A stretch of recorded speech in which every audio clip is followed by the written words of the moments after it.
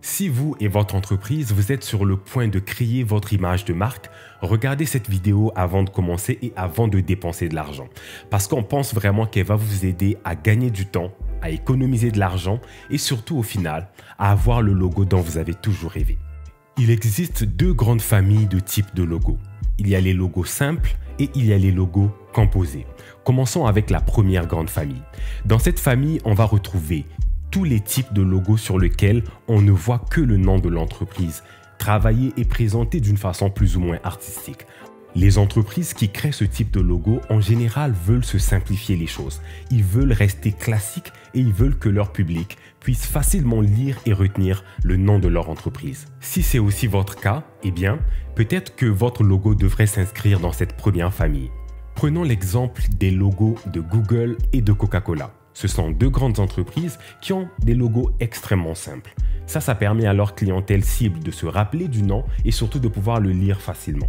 Dans la famille des logos composés, on retrouve tous les types de logos sur lesquels on peut lire le nom de l'entreprise, plus un dessin ou une icône juste à côté.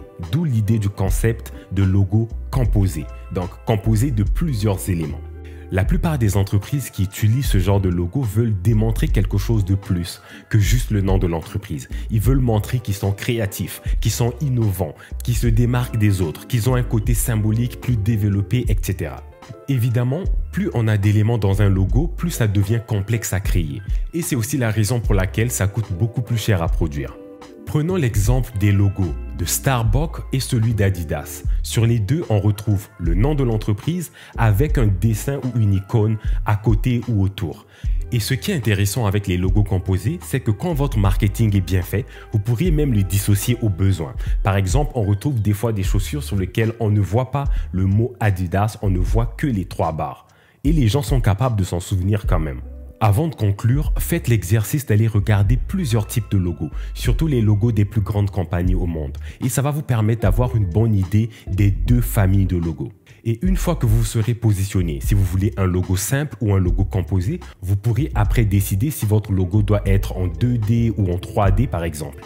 En conclusion, si vous voulez créer un nouveau logo, commencez par vous poser la question de savoir quel type de logo vous conviendrait le mieux. Est-ce que ça serait un logo simple ou un logo composé? Et pourquoi une famille plutôt que l'autre? Les réponses à toutes ces questions vont vous permettre d'avoir le logo dont vous avez toujours rêvé.